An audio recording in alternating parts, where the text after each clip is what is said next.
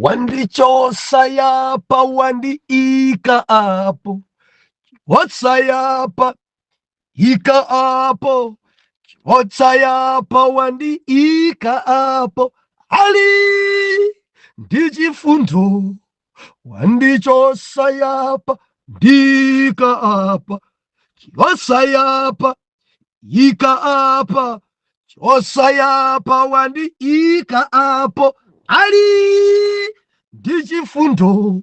Mbuye Yesu ali ndi chifundo nane, Yesu ali fundo nane, Yesu ali ndi chifundo nane, ali ndi chifundo.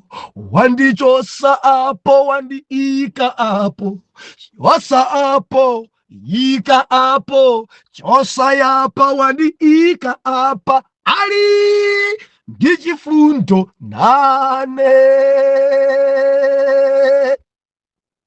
Ndiulandileni okondedwa omvera konse kumene muli. Henele Keichale, mtumiki wanu believer, lero pa 8 Juni 2026. Umboni Mulungu ndi nsintha dzina. Believer, loleni kuti tiwerenge buku la Genesis lero. Lero tikuwerenga Genesis weniweniyo.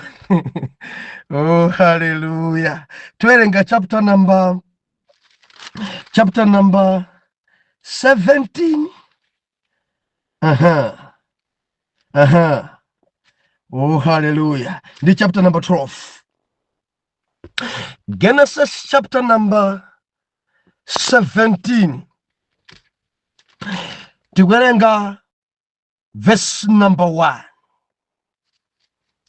Bible nakuti mamba dzina la Abrahamu lisinthika likhale Abraham.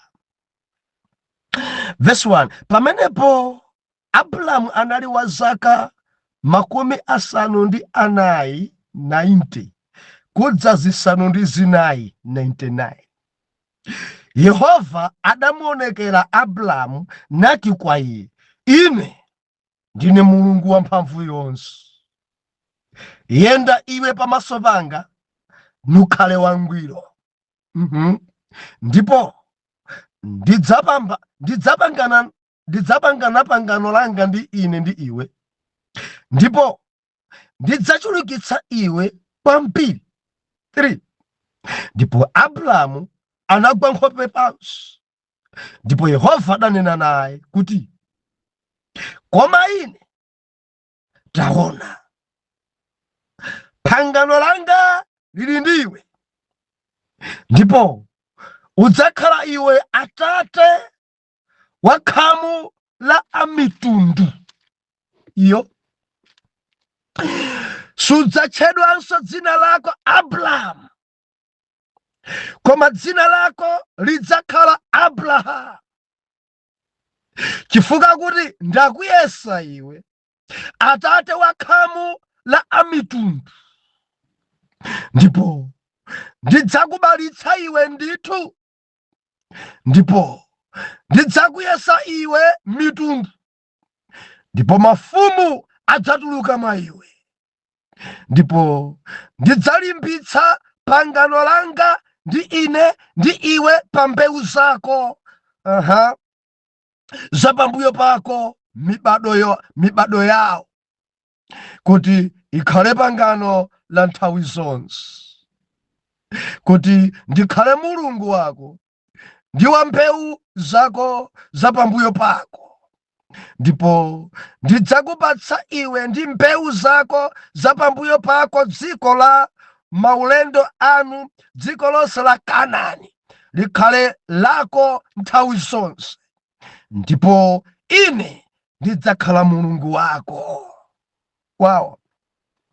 Verse number 15. Mwamba kana kuti dzina la Sarai lisinthika likhale Sara.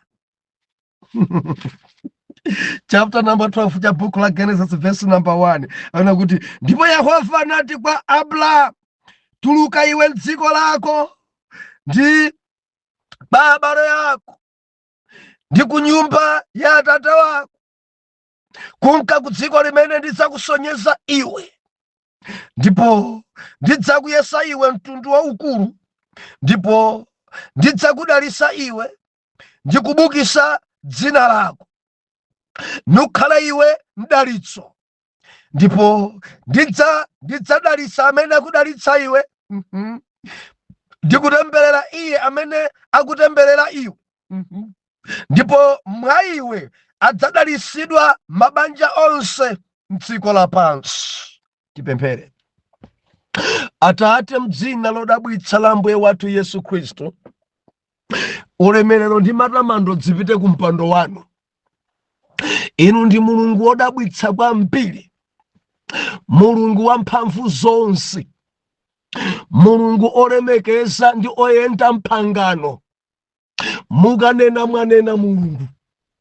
Jehova amene muli nsintha dzina, Jehova amene mumatichosa ife palowa nkutika pahayi, Jehova amene mumatichosa ife padzala, ilemekezeke ndi kutamandika dzina lanu. Tilinso pamaso panu Mulungu lero, mutilimbikitse kwambiri Jehova, chifukwa moyo unowo Jehova ni moyo woseketsa. Mwayenera ulemu onse, mwayenera matamando onse, amene mumampukuta munthu, amene mumansintha munthu. Jehova, mulandire ulemu m'dzina la Yesu Khristu, amen. Believer tinasowana weekend imeneyi, ine ndinaliko nayo, inu munaliko nayo. Ndinali panchalo penipeni mudzi muja mwathomu. Muli bwanji kunchalo, muli bwanji kunchalo kuchikwawa. Tinali mudzi mwathomu, msonkhano wa dzidzidzi. Tinangonyamuka Sunday kuti tiyeni tikapemphere kunchalo lero mudzi mwathomu. And ana Mulungu anasonkhana. Mulungu anadzilemekezaso kwambiri, anadzilemekeza kwambiri kunchalo kuchikwawa dzuloli. Hallelujah. Wiki ino tikhala msonkhano makamaka mboma lomwe lino la Nsanje, chauko around Bangula ino. Timechati zone ya Bangula. Maintasesa mwima nafifa masiku atatu. Pa Jonix uko umachada mudzi wa Jonix amene muli Nsanje kuno. Tentukumane kumeneko, tikapemphere limodzi, tikamulemekeze Mulungu limodzi, tupembedza Mulungu wabwino kwambiri amene mumakwera phiri kwerani, chifukwa kumenekunso ntchito ilipo. Haleluya. Sabata yatha posiyana timanena kuti masomphenya akayamba ntchito munthu amayitsirizisa, amamalizisa ntchito. Mulungu ameneyi akayamba sasira panjira. Ndeti nafotokoza masomphenyawo. Muli masomphenya njabusa achale. Ndeti nafotokoza masomphenyawo. Believer, ncholinga chathu kuti titumikire tifikire madera onse. Ncholinga chathu tifikire mbaliyo. Ndeti nagawa masomphenya. Tinachenusa masomphenya believer Saturday kuachenusa masomphenya. Tingafikire bwanji dela lija. Titani lero. Ndeku Habakuku ananena kuti uwalempe, uwachenuse anthu awawerenge. Believer, ngati chilipo chifukwa chimene lachisanu lija tinafotokoza nkhani imeneja ndi kuchenusa kuti awerengeke, anthu adziwe. Ndeti nakampa kuti pofunika Aloni ndi Huri amene akhoza kugwira dzanja lamanja wina nkukhala ku dzanja lamanzere kuti Israeli ipambane. Believer, kuti chitipa ipambane. kuti ntchito ya Mulungu iyende tifikire mbaraka, pafunika Aroni ndi Huri amene akhoza kutumikira mawu a Mulungu ali pa nyumba pake koma atangogwira dzanja. Haleluya! Ndifuna ndiyamike kumwamba. Weekend imene idali weekend ya busy. Iwo apanga adi anthu ku gulupu lija lotchedwa kuti Pastor Chale Vision. Ena sindaonebe message yanu kuchulukidwa, inali wiki ya busy kwambiri. Amene munafuna kuti ndikupangeni adi kumene kuti mukhale Aroni, mukhale Huri, koma sindidaone. Chonde pitirizani. Imbanibe. musatope imbanibe. Manambala onse awiri aja mukhoza kwagwirisa ntchito. Ija ya 08 3 15 60 74, ineja ya 099 34 10 889. Manambala awiri amene agwirisa di ntchito. Ngati sindikupezekabe ndinakupasaniso namba ya Treasure akunkata wa moyo. Ijameti magwirisa ntchito amene achanso afikireni akhoza kukupangani adi ku gulupu limenelo. Tili madzana Mulungu ka afikireni soni manani 3 38 23 imandipwekera nambala imene. Oh, hallelujah. Afikireni akupanganisoni adi ku gulupu ya Pastor Chale Vision. Ende kumene koko tili kumene kuti kwaniritse masomphenya chifukwa chenusidwa. Ndiyamika Mbuye kuliperekani kumeneko wayambika. Mapledge kumeneko ayambika. Ndimati nnene pano. Pledge imene mwapanga taonetsetsane pa miyezi 3 imeneyi mukhale mutarani mutakwaniritsa. Efana mafunso kodi nzachitali bwanji? Ni miyezi ngati anthu tikusonkha timaganiza kuti pakutha kwa miyezi 3 90 days pledge yanu takwaniritsani. Tione kuti kukutsalira dzingati. Basi mene kukutsalira dzingati. Mulungu adatilumikizisa pa cholinga. Inuyo ndiye Huriyo, inuyo ndiye Aroniyo. Haleluya. Koma ndikuyamika Mbuye kuti dzuyenda akwaniritsidwa masomphenyawo chifukwa ana Mulungu salola. Aroni uyo sakulola, Huri wina uyo sakulola. Wina udandaula wae simudanipange adi ndipepese pano busy. Weekend imene dali ya busy kwambiri. Mundikhululukira. Koma dziwani mupangidwa adi. Taimbani pa manambala amenewa, olo message pa manambala amenewa, ayi apezeni awo Treasure awo akunkate pa nambala imene ndayiperekayo. Ndicho linga chakuti tifikire chifukwa ndiye kuti zinthuzi zachenusidwa kuti awerengedwe. Ndipo Habakuku kunena kuti akachedwa sikuti tikhumudwe, koma tiyembekeze chifukwa ziudikira nyengo. Koma kunena kuti zimafulumira kwambiri pa matsiriziro ake. Ine ndinako kutsimikizika mtima kuti tonse tilalikira, tonse tidzipita ku mangochi, tonse tidzipita ku Chitipa, tonse tidzipita ku Costa ikutheka ndithu m'dzina la Yesu. Amene ndiye masomphenya zida zoti nagula tili nazo. Amene ndiye masomphenya tili madzika. Hallelujah. Kumbali hapa internet believe masomphenyanso alipo. Nchokhumba kuti ma message wa achulukire aja a video. Mukundimva kaya? Achulukire aja a video. Ena mati ma video anu ndithu ndi akalekale simukujambulanso. Pena ndi zipangizo papanopa tikalibe. Komano tiyamika Mbuye kuti Jehova mene mwadongosolo. Chifukwa chimene chikufunika ndiye kuti ndi kamera ija yabwino komanso laptop. Kuti mukajambula kudzulowesa mu laptop kenako nkumatulusa ma video yabwino kwambiri. Onga mene adzitumiki ena mene Mulungu adzusa zikuchitikira. Inu ndinu mboni. Zida zimene zinzofunika kwambiri. Kamera komanso laptop. Pali nzaka ziwina kulilongwe akukangalika pa kamera. Kuti bwanji ndiyesese pa kamera apa ndiye ndinako kutsimikizika mtima kuti mulungu sadzutsa wina ku laptop kuti mavidiyo aja atulukire makamaka kwa ife amene tili pa intaneti. So mulungu mbali imeneyinso ndinako kutsimikizika mtima ayimalizitsa. Tili madzana Mulungu pamene alipo ena amene awo alibe kumene kuja smartphone, iwo ajafunika kwafikira, iwo ajafunika kwapempherera. Pali wina wake adwalika ndithu mbaliyo akufunika chilimbikitso, akufunika kumpesa kwanko ndiye mayendedewa. Haleluya. Ndinako kutsimikizika mtima ine kuti pali huli wina, pali Aroni wina, moti mtima mwacha akumva ndithu kuguguda, akumva ndithu kusowa mtendere kuti no, nditengepo mbali. Tamverani? Amene ndiye Mulunguyo. Amene ndiye Mulunguyo. Ambuye akudalitseni kwambiri nonse amene mwalowa kale pa group. Mulungu adalitse nonse amene chokhumba chanu kuti mukhale pa group imene ya Pastor Chale Vision. Mulungu akudalitseni lero mawa wiki ino ndekuti nonse mupangidwa adi.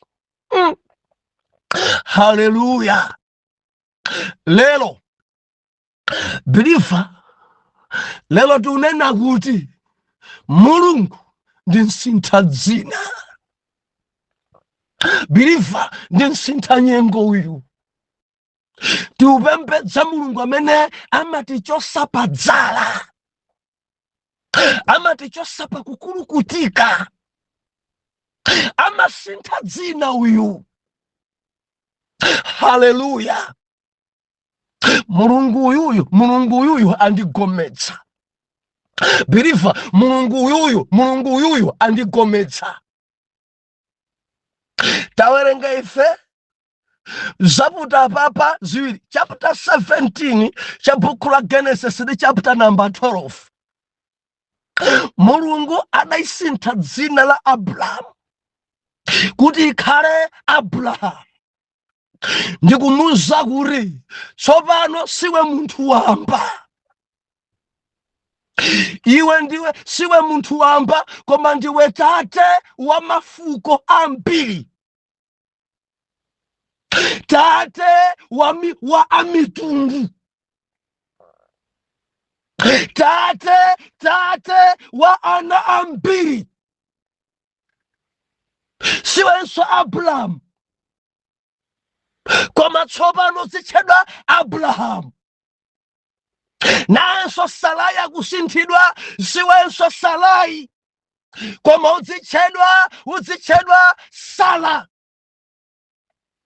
Siwe mai wamba, ndiwe mai wa ana ambiri. Siwe bambo wamba Abraham, ndiwe bambo wa amitundu ya ambiri. Haleluya. Mulungu uyuyu ndi msintha dzina uyu. Mulungu uyuyu ndi msintha nyengo uyu. Jehova timpembedza believer ndi msintha nyengo.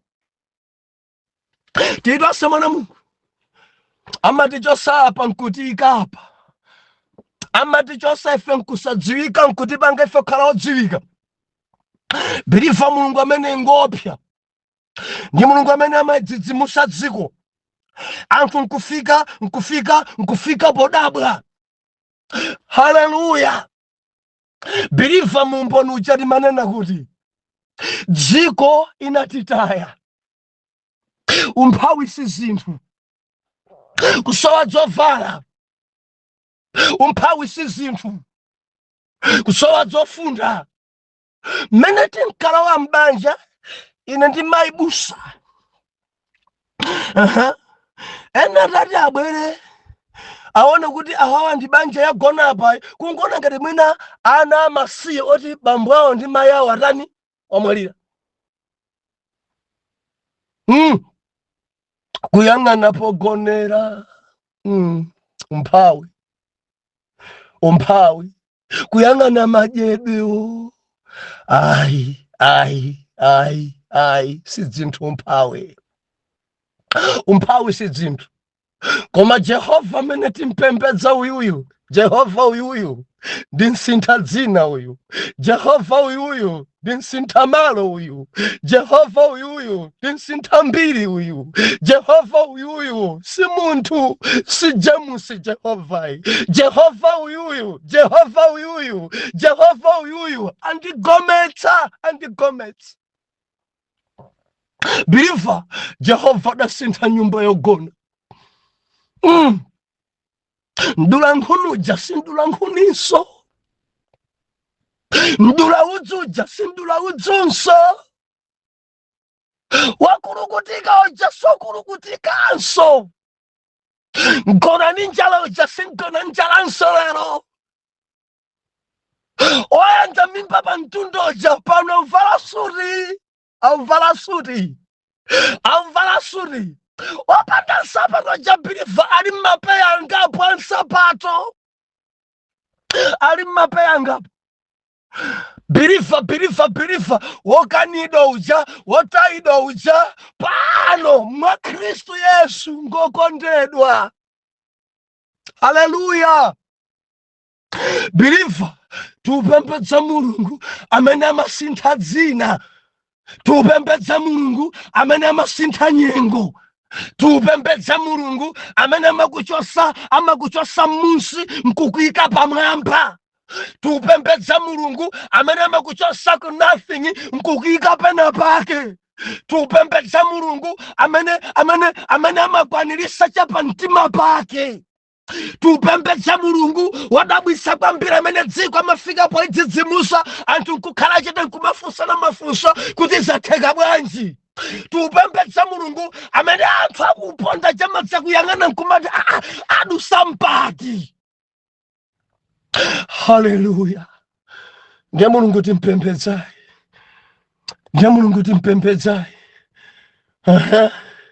Believer, Mulungu uyu ni Mulungu odabwisa.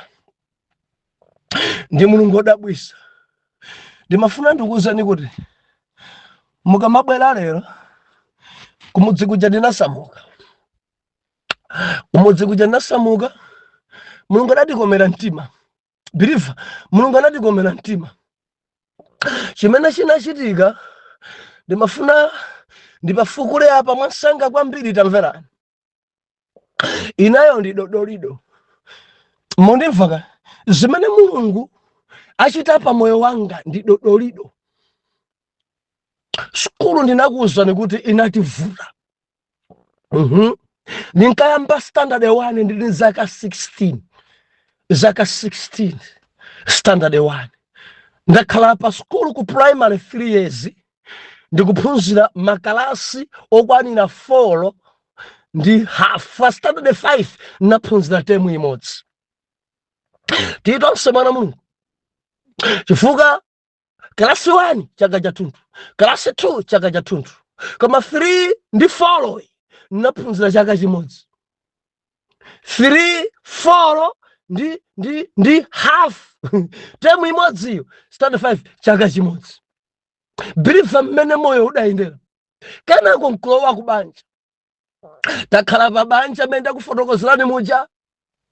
Tabereka kumene kuja mchaka chija cha 2004. Ndi pamene 2002 Mulungu akundilowesa ground monga mbusa. Believer, ndinali pa benchi kuyang'ana. Kodi anthu asoyera bwanji mkatimu.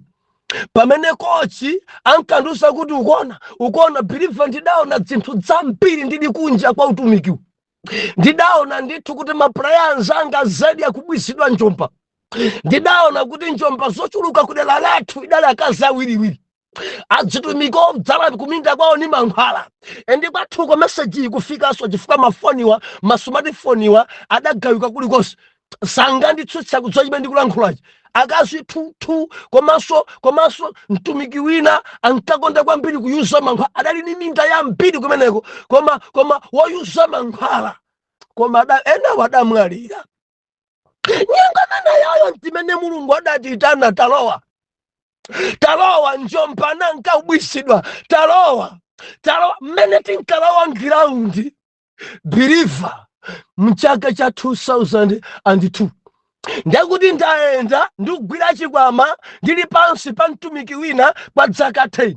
Now 2004 mpamene Mulungu adandikomera mtima wina wake nkundilipirira ndithu nkupita ku Bible school. Mundimva mwana Mulungu, ndinanena kuti ine nakondedwa kwambiri, chisomo chidandigwera makamaka chokondedwa ndi atsogoleri, ndipo ndidavomerezedwa kuti mwanayi akusoweka upangiri chifukwa Mulungu adamuyitana. Now ndapita pa Harvest Bible College ndaphunza pamenepa. Chaka changa choyamba tidatsogolera okwanira 50. Chaka changa choyamba believer ndidatsogolera kalasi yonse pa makhozedwe. Mundiva pa makhozedwe 90 chakuti average.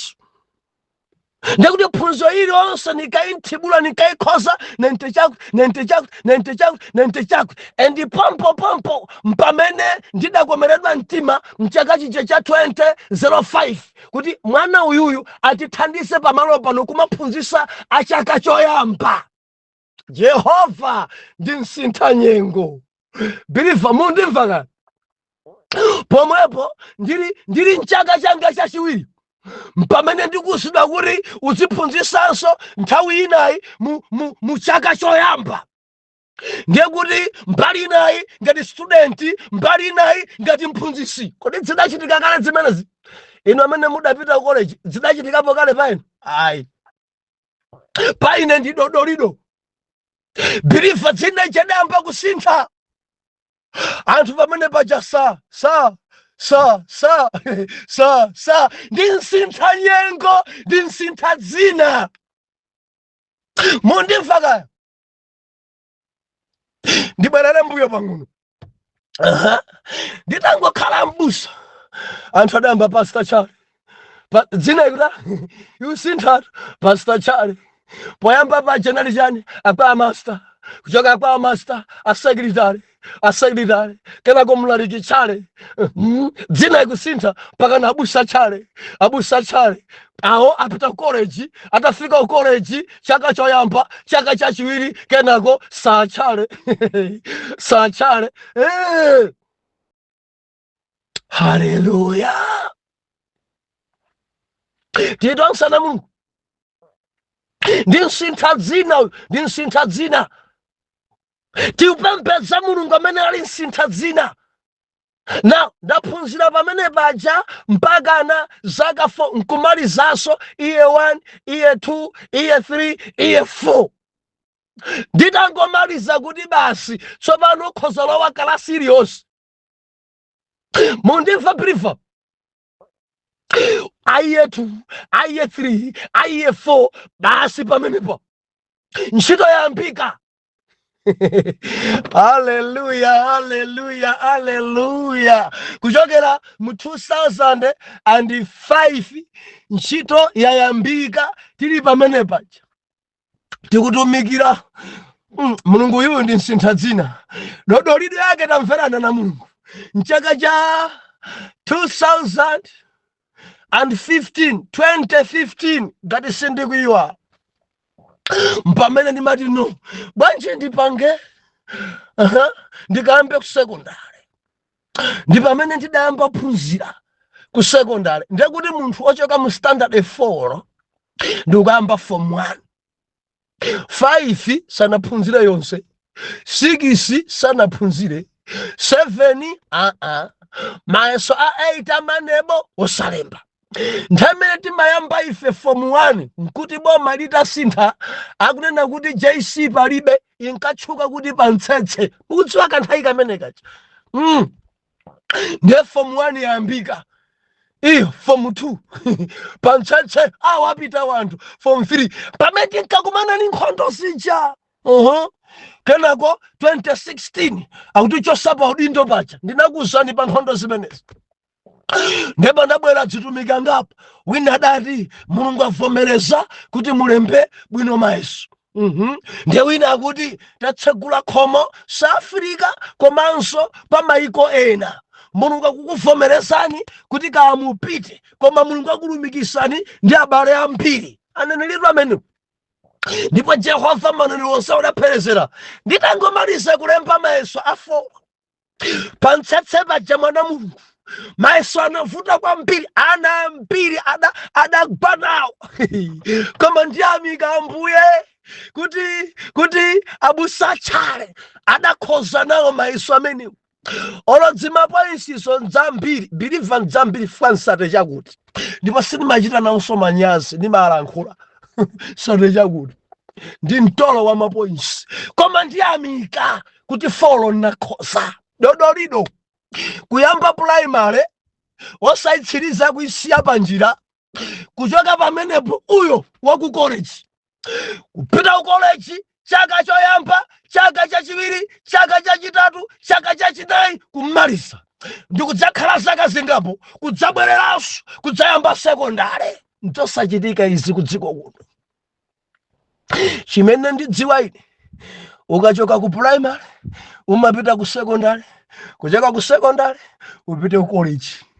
Koma abusa Tchale ndi dodolido kuyamba primary kudzabwera ku college, kuchoka ku college kudzabwera ku secondary. Ameneyu ndani? Uyu ndani? Wandani ameneyu ndi Yesu. Believer, tupembedze Mulungu amene amayidodomesa dziko. Nsintha dzina tiri modzi mwana Mulungu ndi dodolido. Jehova kumuza Abraham, dzina lako sitchedwanso Abraham, dzina lako litchedwa Abraham chifukwa ndakuyika iwe kukhala tate wa mafuko ambiri, kukhala tate wa amitundu yonse. Siwenso munthu wamba Abraham, ndiwe bambo wa ana ambiri. Mudziwa chimene Mulungu achita pa Believer, Mulungu adasintha mbiri zathu, Mulungu adasintha nkhope zathu, Mulungu adasintha matupi okulukutika, Mulungu adasintha mmene ndikuonekera lero simene ndinkaonekera nthawi ija. Believer, mmene ndinkaonekera nthawi ija ndula nkhunija tikamakumana ndi anthu lero amadabwa kodi ndinu. Believer, titoseka uja wokanidwa uja amene adakanidwa ndi makolo chifukwa cha umphawi uja. Believer, mudziwa anthu ajatu ali moyo. Makolo aja amene adati nonse ungatenge mwana wanga mpaka na pano ali moyo. Onse aja mkazi ni mamuna endi adasamuka mmudzimu adalowa kukakhalecha ku Mozambiki chambali adowa iyo. Tsiku lina nditapita kumudzi kaona anthu ndidakumana nawo gululu madalaja amene adena kuti mphawi ngati iwe sizingatheke. Tidakumana gululu haleluya, tidakumana ine ndidazindikira koma iwo osadandizindikira. Mudziwa Jehova wa makamu uyuyu anatidalisa galimoto yoyendera. Mzimayi wina wakumalayo komwe kuno pano agwira ntchito ya udotolo komwe ku America mchaka cha 2021 kumati abusa ndamva Mulungu anena kuti ndikugulireni galimoto ndipo mupite mukatenge yapangidwa kale zonsezo mukatengera pansusu.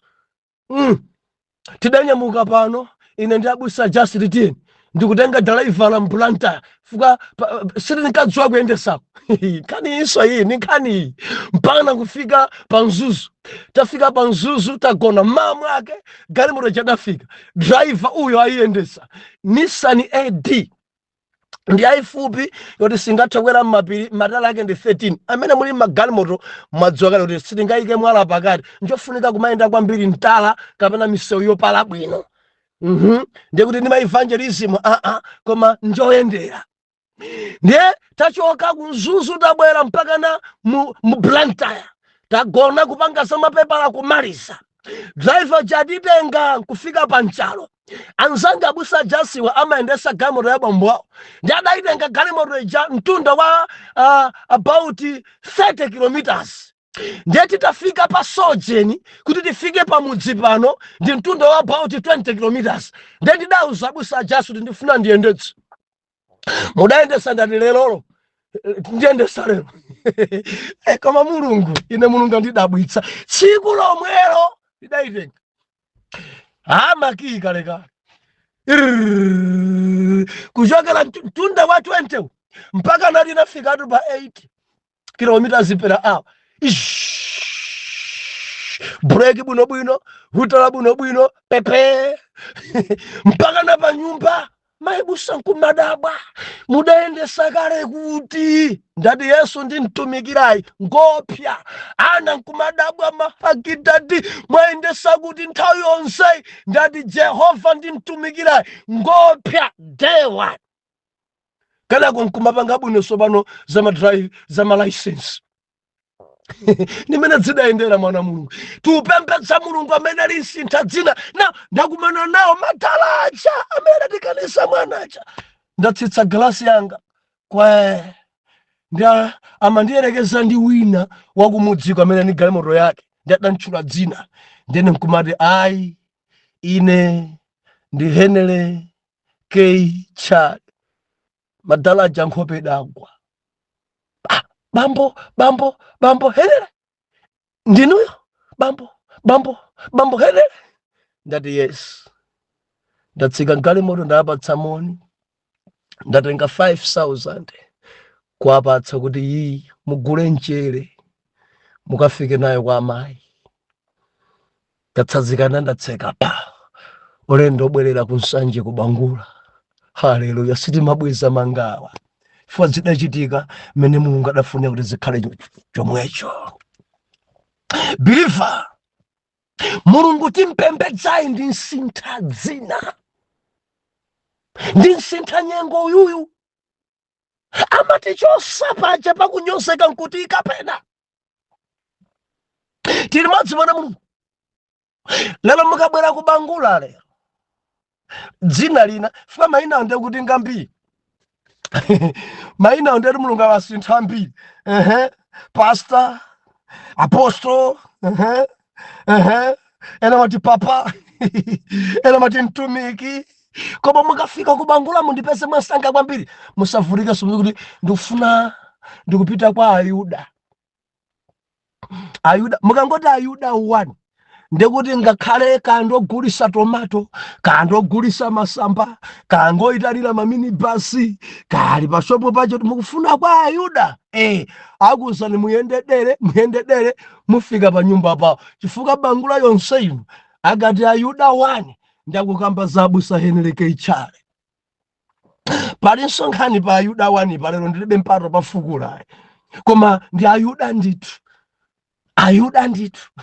ologamu relembera kuti Ayuda 1 padzifukwa Ayuda makumana nazo koma mulungu wawo akadzuka dziko limadabwa haleluya ndi nsintha dzina uyu moti anati kamakumana lero nkumane nakuti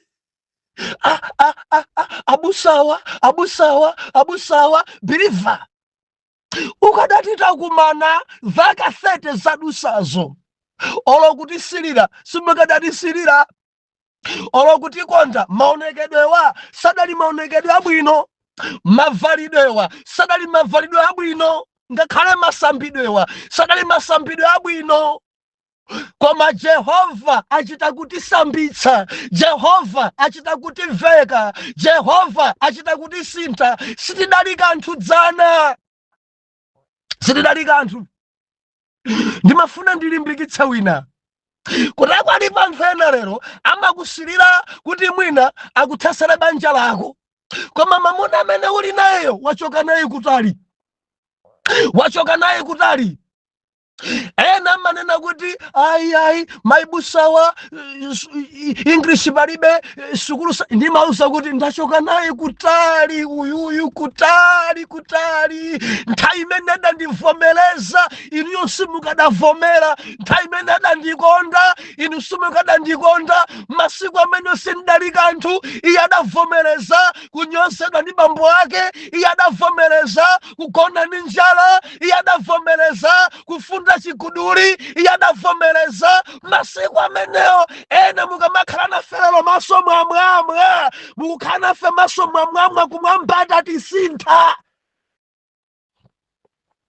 kumwamba atatisinta mukadationa kale simukadatikonda mukadationa kale simukadatitawa mulungu uyu ndi nsintha dzina nthawi sili mbali yathu believe mpaka na 40 minutes ababa sili mbali yathu ndokamba ndi ena munivomezero adasintha dzina langa sina malizo mboniwo ndikukhwera limene tikhoza maliza mmawa ngati sipadatsaleso zina koma adasintha dzina langa believe mmawa ndidzakuwuzani ndili ndi ana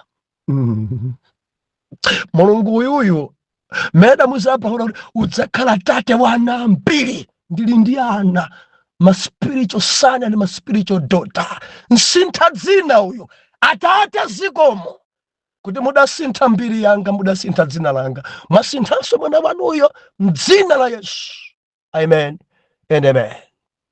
Ngati mulungu watsegula komo ngati mulungu watsegula komo palibe angatseke ngati mulungu watsegula komo ngati mulungu watsegula komo palibe angatseke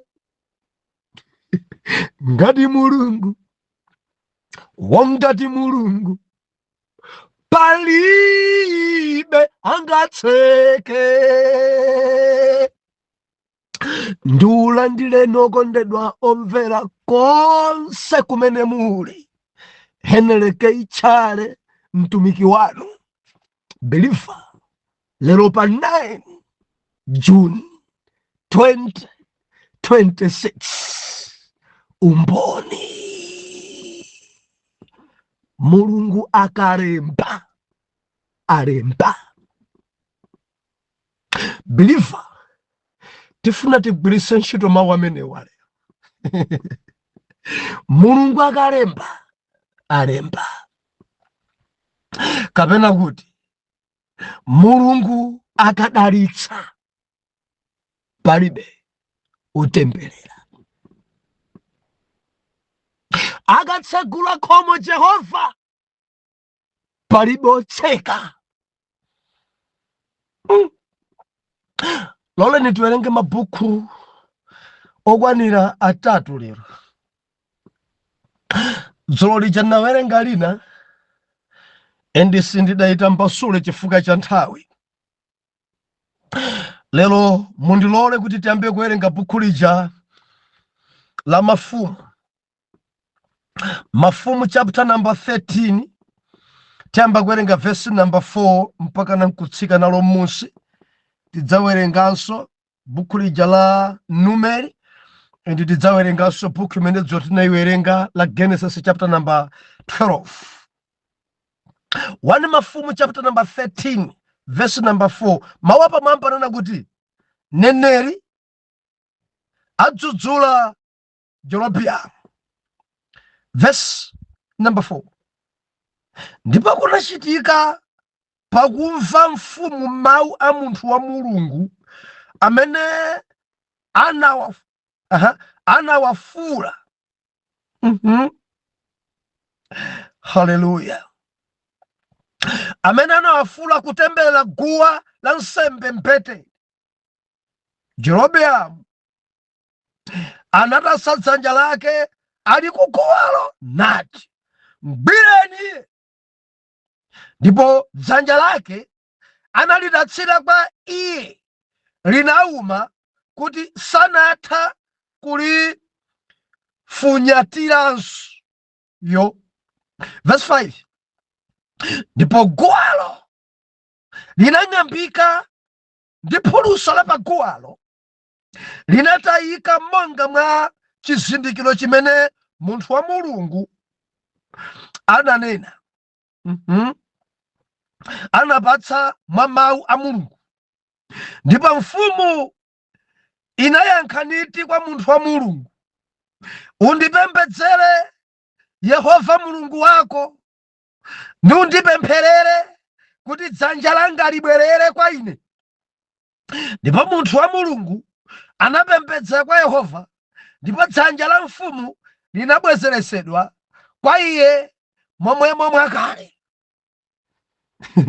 Tiwerengenso Numeri chapter number 22. Jowa verse 12 komanso verse number 18. Mau otsogolera kuti za Balamu ndi Balaki imene ndiye taidziwa basi. Verse number 12. Koma Mulungu anati kwa Balamu, usapita nawo, usatemberere anthuwa, pakuti adalitsika. Verse number 18. Ndipo Balamu adayankha nati kwa anyamata a Balaki, chinkana Balaki andipatsa nyumba yake yodzala ndi siliva ndi golide, sindikhoza kutumpha mawu a Yehova Mulungu wanga kuchephyako kapena kuonjezerako. Hallelujah. Timalizitse ndi Genesis chapter 12. Naiwerenga kale dzulo koma sindapeze mpata yokhoza kuyimasulira. Verse number 1. Chapter 12 verse number 1. Ndipo Yehova anati kwa Abrahamu, tuluka iwe m'dziko lako ndi kwa abale ako ndi ku nyumba ya atate wako, kunka ku dziko limene ndidzakusonyeza iwe, ndipo ndidzakuyesa iwe mtundu waukulu, ndipo ndidzakudalitsa iwe ndikubukisa dzina lako nukhala iwe mdalitso, ndipo ndidzadalitsa amene akudalitsa iwe ndikutembera iye amene akutemberera iwe, ndipo mwa iwe adzadalitsidwa mabanja onse m'dziko lapansi. Tipemphere. Atate, m'dzina lodabwitsa la Ambuye wathu Yesu Khristu, inu ndi Mulungu wabwino, Mulungu wamkulu, Mulungu wopya. Inuyo mukatsegula chitseko palibe amene amatseka. Yehova mukadalitsa palibe amene amatemberera. Ilemekezeke dzina lanu, itamandike dzina lanu. Palibe Jehova, palibe ofana nanu, palibe Jehova, palibe otsutsana nanu, palibe Jehova. Mukalemba, Mulungu malemba, palibe ofuta. Tikukufunani lero, mutilankhule, mutiphunzitse, mutichenjeze, mutilimbikitse Jehova. Tidzamva m'dzina la Yesu. Amen. Believer, dzulo timanena kuti Mulungu uyuyu ndi msintha dzina uyu. Believer, Mulungu uyuyu ndi msintha nyengo. Amakuchosa pa mayo nkukakuyika pa nkaka. Amakuchosa pa kukulukutika nkukakuyika pena pache believer potsekemera. Amakuchosa pa kupondedwa nkumakuyika pena pache pa mtendere. Jehova uyu ndi msintha dzina uyu. Ndunena ndiwino ndivomereza chimene udalidzana silero. Kuna kupirifa pa dziko pano ngochepa zedi amene amafuna kuti kale lawo libwerere. Kureku kudziko kuno kuli ambiri amene chiyambi chawo chidali chovuta kwambiri. Adusa moyo wokulukutika, adusa moyo opondedwa, adusa moyo okanidwa, adusa moyo uja omvetsa kuwawa, moyo wosamvetsetseka, adusa moyo woyipa kwambiri kale lawo. Koma lerolo Jehova dasintha mbiri zawo, Jehova dasintha mayina awo, Jehova dasintha nyengo zawo, Jehova dasintha tsogolo lawo. Kale ngakhale kumtundu sadali wodalirika chifukwa chakuti adalibe kena kalikonse, koma Jehova dasintha mbiri yawo, Jehova adasintha chilichonse pa moyo wawo. Pano ngodalirika, pano ngofunidwa, amachita dikirilidwa sanabwere blaza. sitingaike maliro anti kulibe, sitingapange china chilichonse kulibe mmono wanga. Amachita kunena ngakuntundu ngakhale makolo kudzuka, mwana wanga sanabwere, mwana wanga sadanene chilichonse wa ku UK, mwana wanga lu South Africa sadanene chilichonse ndindikirire. Wae lero Jehova asintha mbiri yako, amasintha mbiri, amasintha nyengo, amasintha dzina, amasintha nthawi yako, amasintha pokhala, amasintha believer. Tupembedza mulungu amene amasintha nyengo, tupembedza mulungu amene amasintha dzina. Ndi angati lero dzina lanu lidasintha? Lero ndinu sa masintha dzina, lero ndinu olemekezeka, masintha dzina, lero ndinu madamu, masintha dzina, lero ntopasanulemu. Kale simudalika anthu. Jehova ndi msintha dzina uyu. Haleluya. Ndula nkhuni uja sindula nkhuninso, mphambe wa uja simphambe wanso, ndula udzu uja sindula udzinso, wokanidwa uja sokanidwanso, wanyozedwa uja sonyosedwanso. Believer, wagona nyumba ya pansi tsekera, mamba tsekera, samene ujanso, wafunda chiguduli cha thonje, chithumba chibero, lero wafunda believer, mablangeti apa Joni. Haleluya. Pena kukatentha mudzampeza ali mjuveti yabwino, pena kuyang'ana pagona nkumati ndiuchokera kuti. Mulungu amasintha ngakhale pogona pako.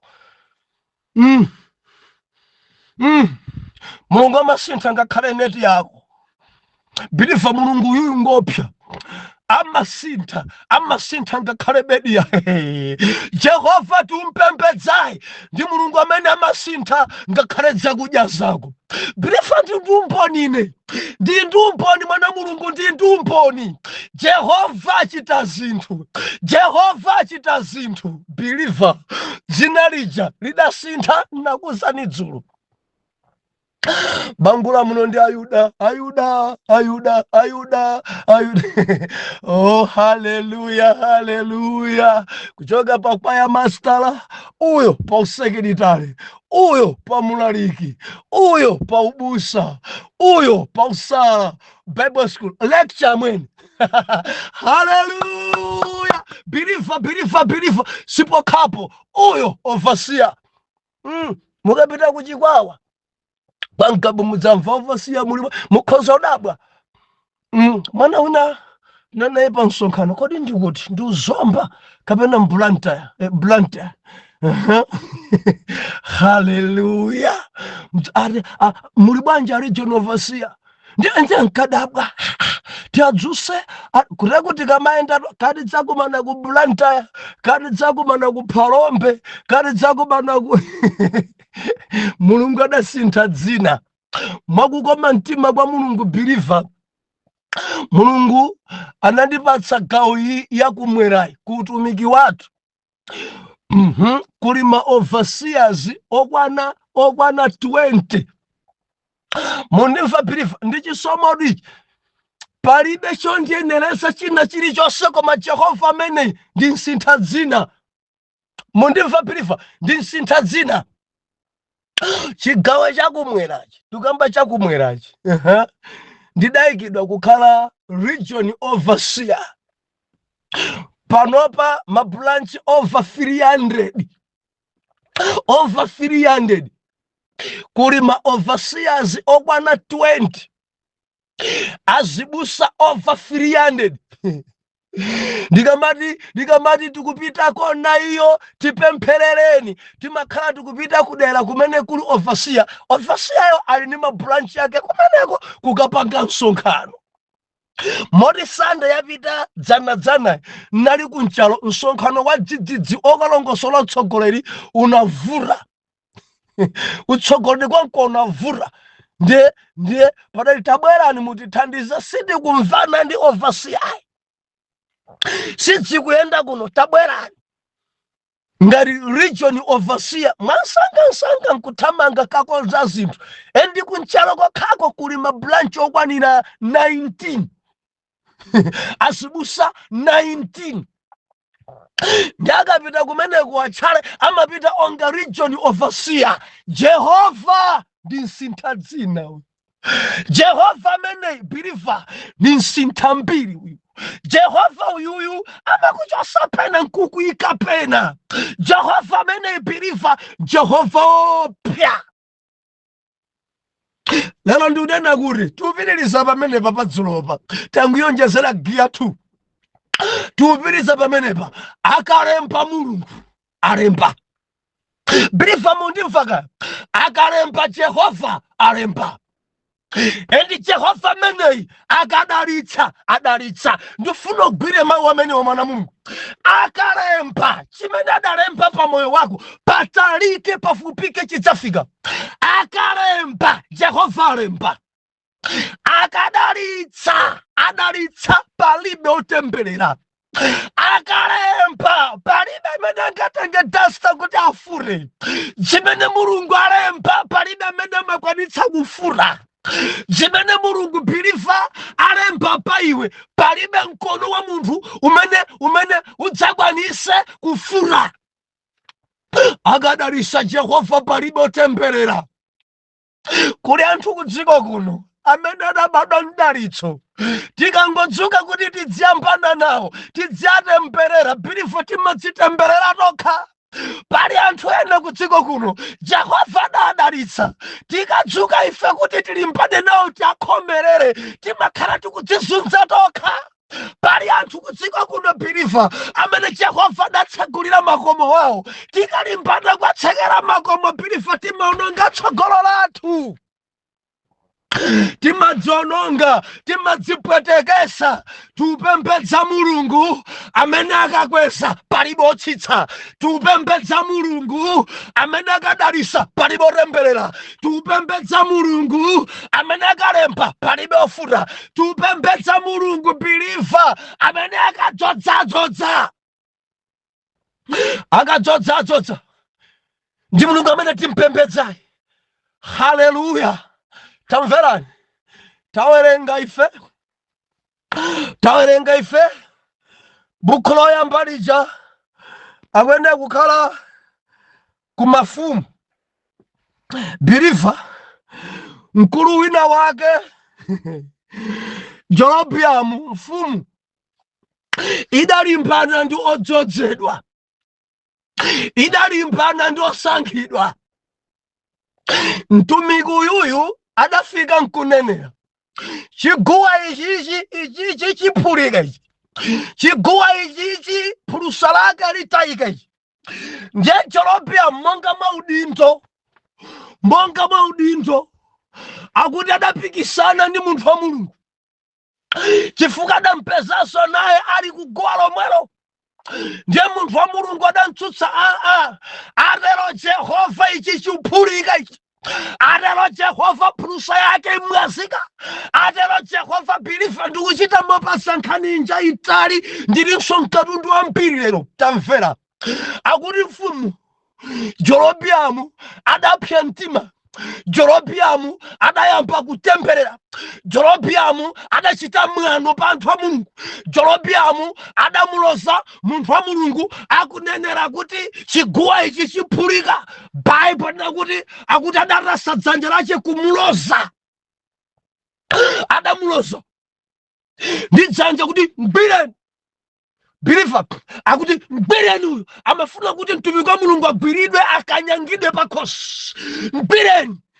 Mudzomwe Mulungu adachita akuti atangolosa kuti mgwireni, mkono wacho udaumagwa kuti upinde kulephera.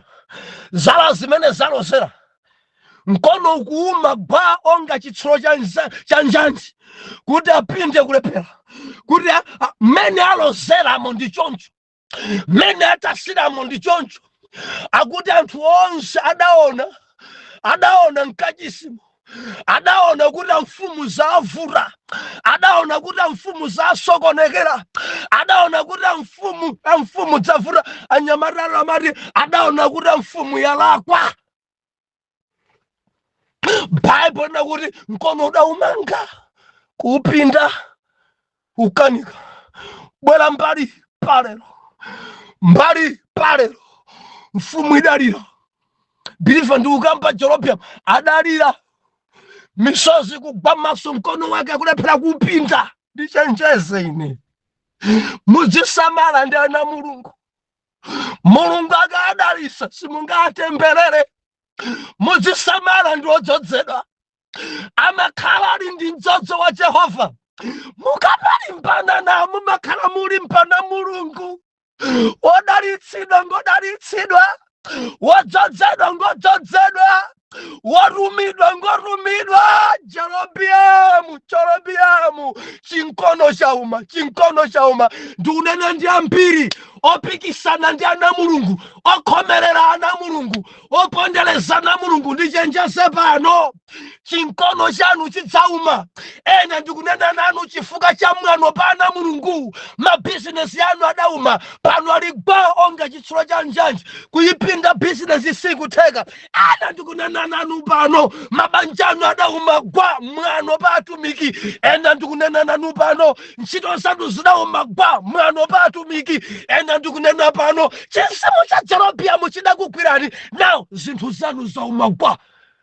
Mudziwa chimene mungachite? Mumpepese munthu wa Mulungu. Simudamkwiyise munthu wa Mulungu pene.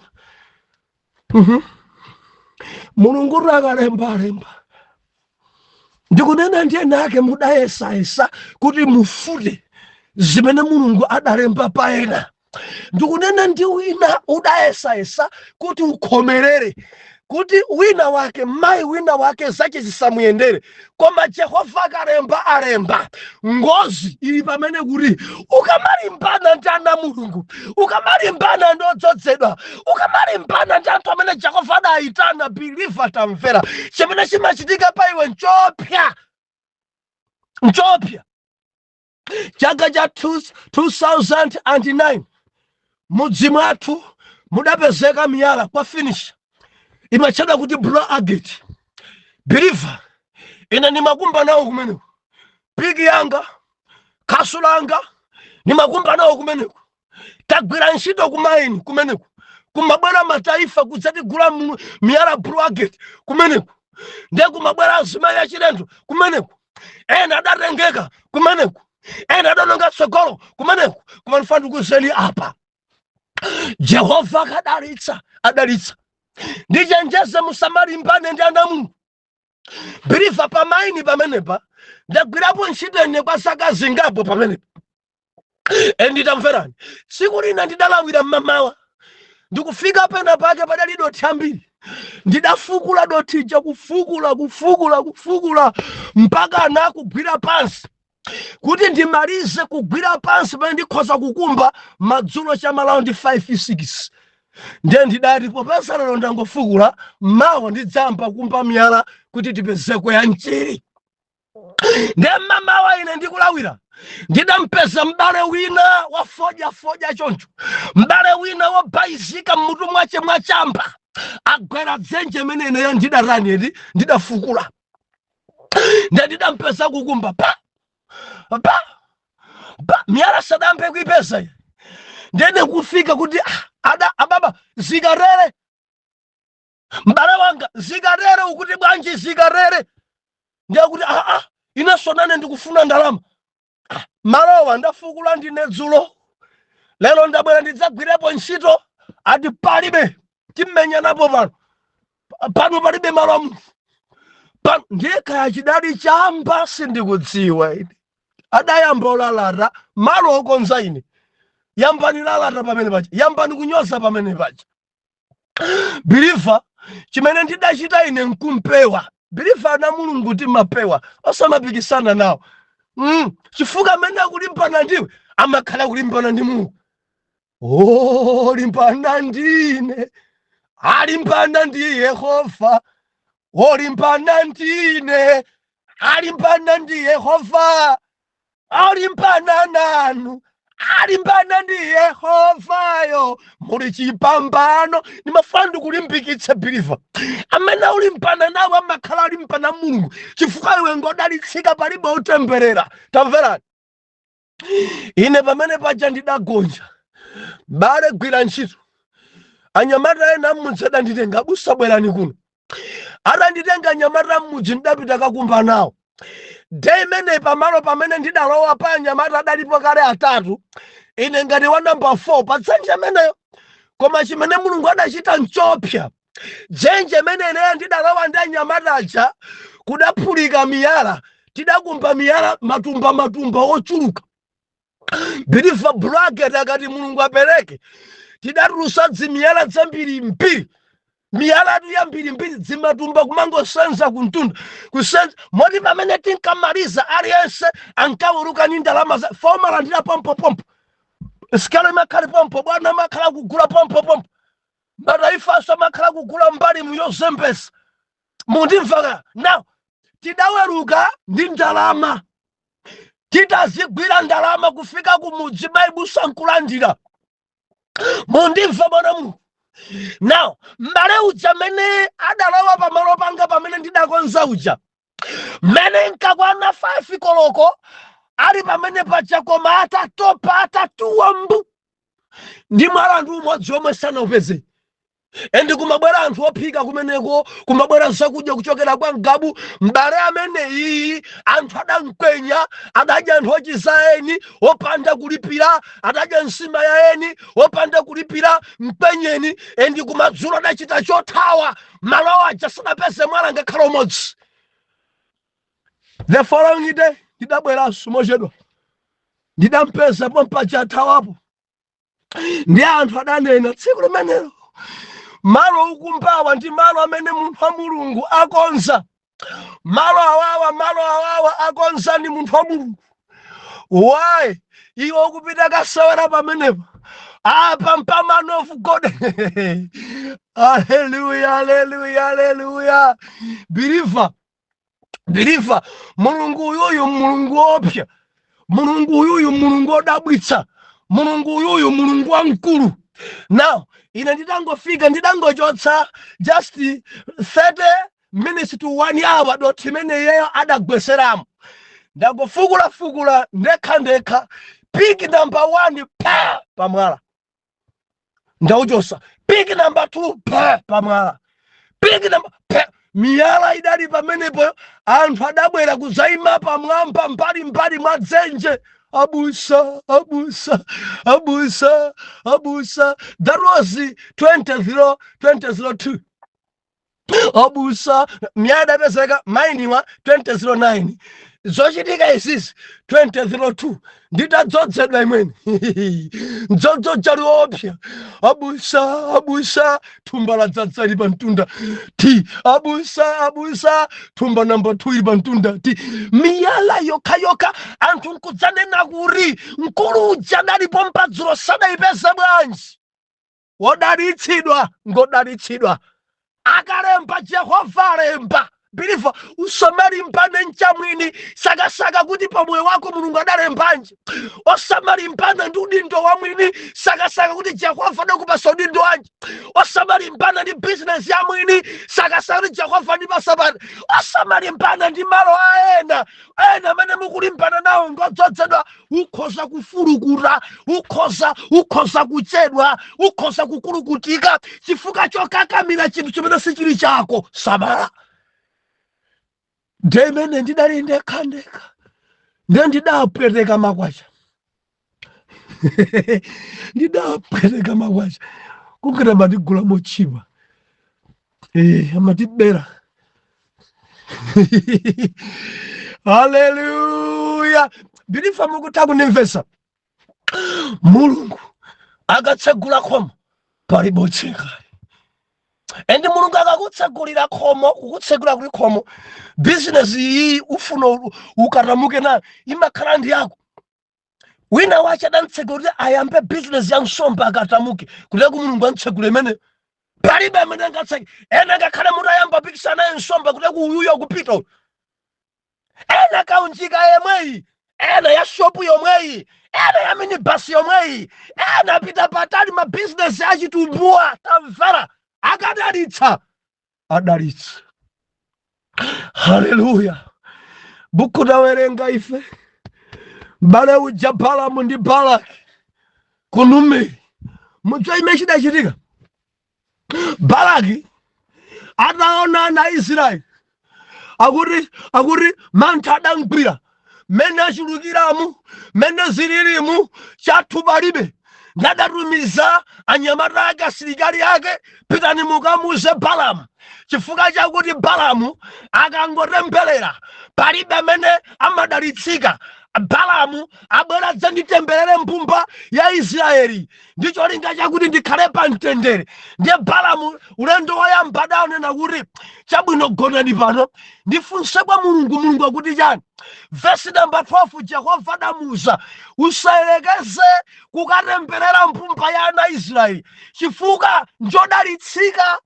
Now Balamu akwauza mithenga a Balaki, kamuzeni mbuyanu, kamuzeni mfumuyo kuti kumwamba kwakana mtundu umene akufuna kuti utembereredwewo ngosatembereredwa ngodalitsika. Mtundu umene sungatembereredwe upezedwa mavuto. Ndadapita kamuza kuti ayi, adatumaswa nyamara, mukamuzeni mpasa zingati kuti adzanditemberera Israeli. Mukamuzeni mpasa zingati, ndakonzeka kumpasa mphatso, ndakonzeka kumpasa ndalama, ndakonzeka kumpasa izi. Pa verse number 18 Balamu akunena kuti mukamuze mbuyanu, kayafuna ndipase chinyumba chodzaza siliva ndi golide, sindingayerekeze katemberera odalitsika. Mukamuze kutumaniyo, mukamuze khulukuyo, mukamuze buluruyo, mukamuze oyipa mtimayo kuti ngakhala ndipasa materioni. Napa Israeli sindikutemberera, ndi mtundu wodalitsika. Woyimba adayimba kuti yandikulira ntchito kagwanitsa bwanji kamatoloka kutemberera. Anatelo Balamu yandikulira ntchito, yankulira. Balamu adati no, gulu iyi njosenera kutembereredwa. Mbewu iyi ndi mbewu ya madaliso iyi. Mtundu huu ndi mtundu wangu upanga support. Ndimafuna nlize kwerere pali anthu ena kudziko kuno sofunika kulimbana nawo, modzengo wapanga support. Mukamalimbana nawo zedi mwono ngatsogolo, chifukwa iye akamapemphera mapemphera kuti Mulungu mulowelere pa nyengo zanga. Pali nyimbo ina manena kuti mutsutsane nawo onse wanditemberera. Mukwitsa nyimbo imeneyi, mutsutsane nawo onse wolimbana ndine. Biliva ana Mulungu amwamba yamamenyera nkhondo, ana a Jehova Mulungu amwamba yamayima nawo.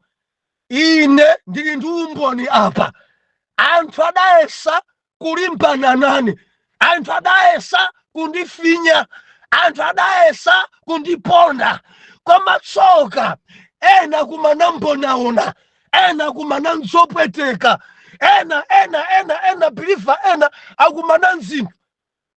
Biliva ine ngodalitsika, mundimva biliva, ine ngodalitsika ndili ndi abwenzi mu mzimu.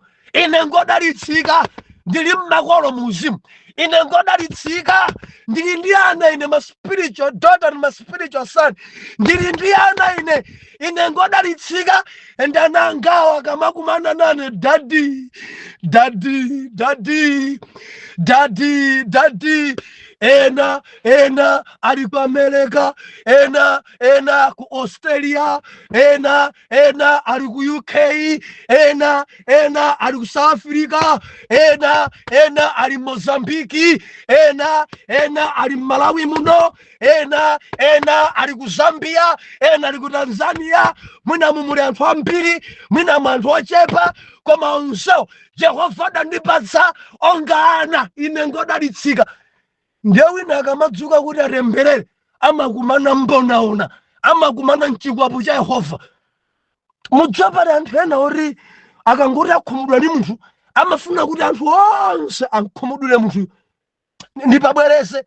Pali anthu ena amafuna kuti akangokhumudwa ndi wina, akayambana ndi wina, akadana ndi wina, amapanga anthu onse kuti uyu musankondenso.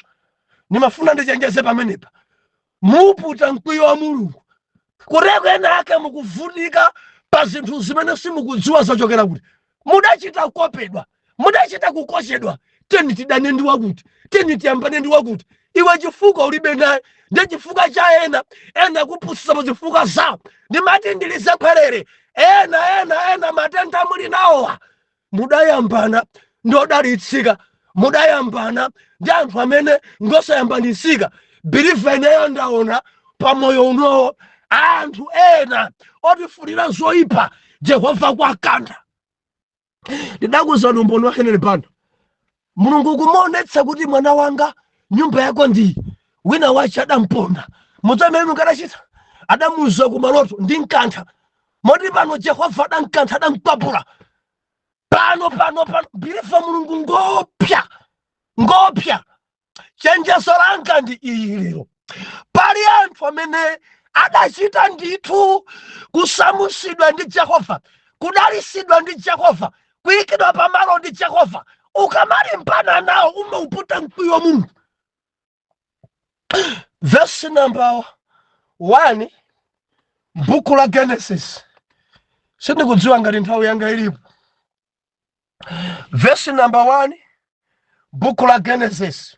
Dzulo nayi sinaiwerenge leronso tisiyenso sizikhala bwino.